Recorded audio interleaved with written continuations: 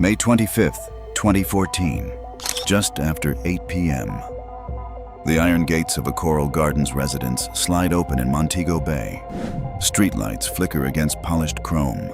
A luxury vehicle idles. Then, gunfire. Multiple shots at close range. Precise, controlled, intentional. When it's over, Kenrick Bebe Stephenson lies bleeding at his own entrance. Contact wounds to the upper body. No struggle, no warning. The killers vanish into the dark within seconds. By the time police arrive, the message is already clear. One of the alleged architects of Jamaica's lottery scam era is dead. What authorities would later piece together wasn't just a murder. It was a closing chapter in a story that had reshaped Western Jamaica, funneling hundreds of millions of US dollars out of elderly Americans' bank accounts and into the hands of a new criminal elite. But to understand how it ended at a gate in Coral Gardens, we have to rewind. The seed, Montego Bay's call center boom. In the late 1990s, Montego Bay was reinventing itself. Jamaica positioned the island as a cost-effective offshore hub for American companies, airlines, credit card providers, insurance firms.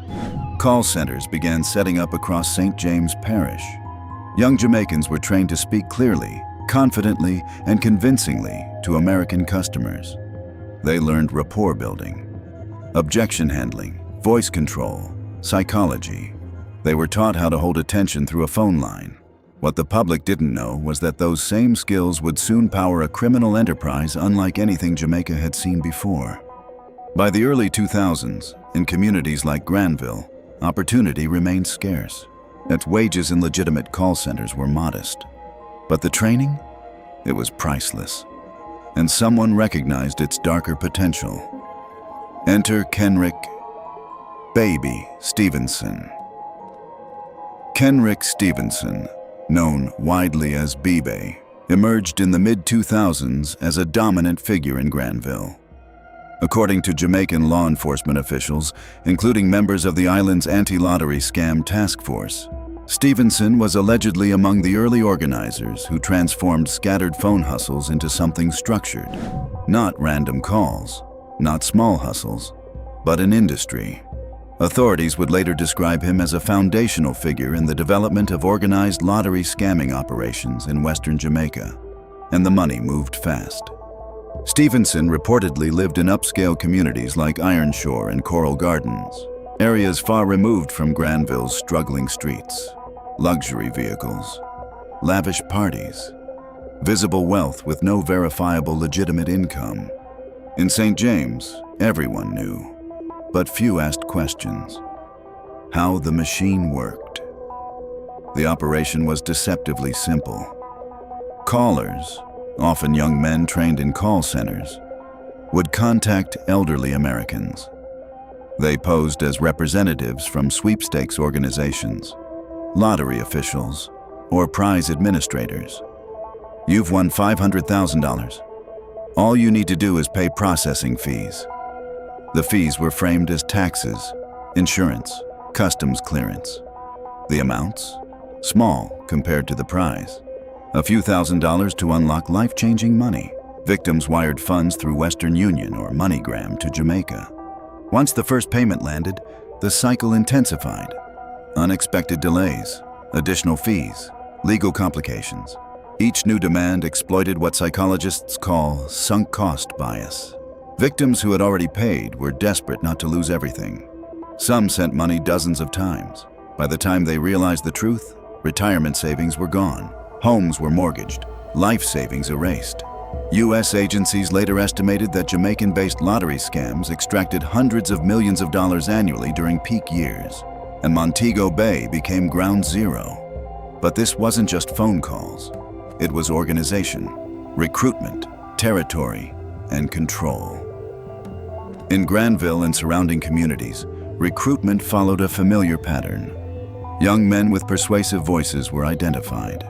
Some had call center experience, and others were simply confident speakers. Allegedly, experienced scammers trained recruits in scripts and techniques. They were taught how to identify vulnerability, how to mirror accents, how to create urgency. Lead lists, known locally as suckers lists, were treated like gold. Names of previous victims were traded and sold. Those who paid once were likely to pay again. Territory mattered. Crews operated within neighborhoods. Disputes over leads or high-performing callers sparked conflict. Money flowed quickly and mostly in cash. Funds were withdrawn through multiple remittance outlets. Vehicles were purchased in cash. Homes were built rapidly, but cash attracts attention, and attention attracts rivals. What began as fraud started morphing into something else, something violent. But the political web, Stephenson wasn't just a figure in the underworld. He was politically connected. He reportedly held positions within the People's National Party, PNP, in St. James, serving as a local organizer and campaign manager for municipal representatives. In Jamaican garrison-style politics, influence is hyper-local. Community leaders mobilize votes, they fund events, they show up. Allegations circulated within St. James that scam proceeds were influencing political campaigns. Law enforcement officials later suggested that certain scammers sought protection or leverage through political associations. No formal convictions tied Stephenson to political corruption, but the optics were powerful. A man alleged to be central to a multi-million-dollar fraud machine was moving openly within political spaces, and that blurred lines. The violence spreads. By 2010, the lottery scam was no longer just fraud. It was territory warfare. Scammers were being robbed. Lead lists were stolen at gunpoint.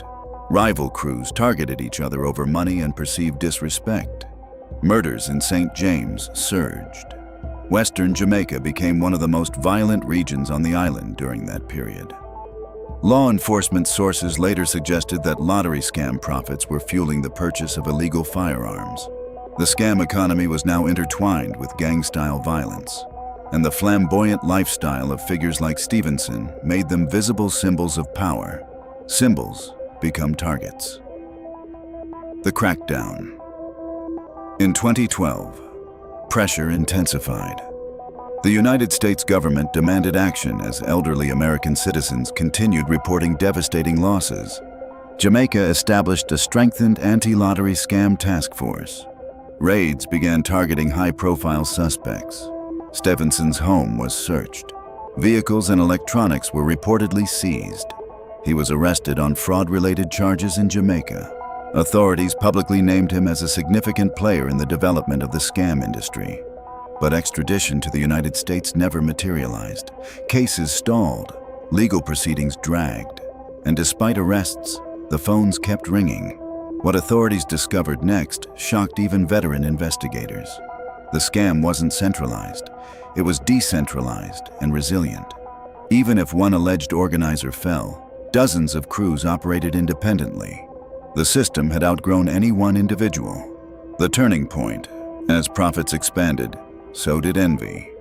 Montego Bay's nightlife buzzed with conspicuous displays of wealth. Imported vehicles, designer clothes, extravagant parties. In a region where many still struggled economically, such visibility carried risk. By 2014, tensions inside the scam world had escalated. Multiple murders linked to internal disputes were recorded in St. James. Stephenson's name surfaced repeatedly in conversations about origins and influence. Whether that visibility made him a threat or simply a symbol remains unclear. Then came the night at Coral Gardens. Professional, efficient, unsolved. No one has been convicted for his killing. The funeral and the message. His funeral drew large crowds. A gold casket, political figures in attendance, members of Jamaica's LGBTQ community paying respects. The imagery was polarizing. To some, he was a community organizer and loyal political ally. To others, he represented the destructive rise of the lottery scam era. The backlash against public officials who attended underscored how deeply the issue had divided the country. But the larger question remained unanswered. Had the death of one alleged architect slowed the machine? The answer was no. The aftermath. The lottery scam did not disappear. Law enforcement intensified efforts. including legislative reforms and cooperation with U.S. agencies. Jamaica passed the Law Reform, Fraudulent Transactions Act, to increase penalties. High-profile arrests continued.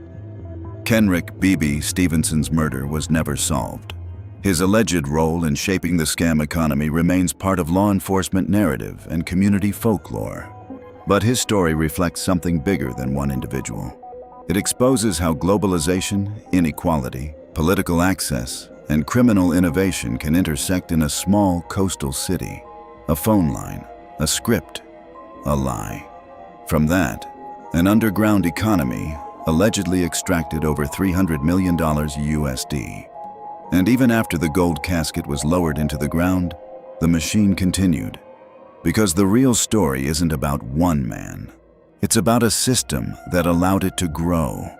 And until that system is dismantled, the phones may never truly stop ringing. If you value serious, fact-based crime investigations that go beyond headlines, subscribe now. Comment below. Was Kenrick Bebe Stephenson a mastermind, a symbol, or simply a product of a larger system? And tell us which Jamaican criminal network you want investigated next.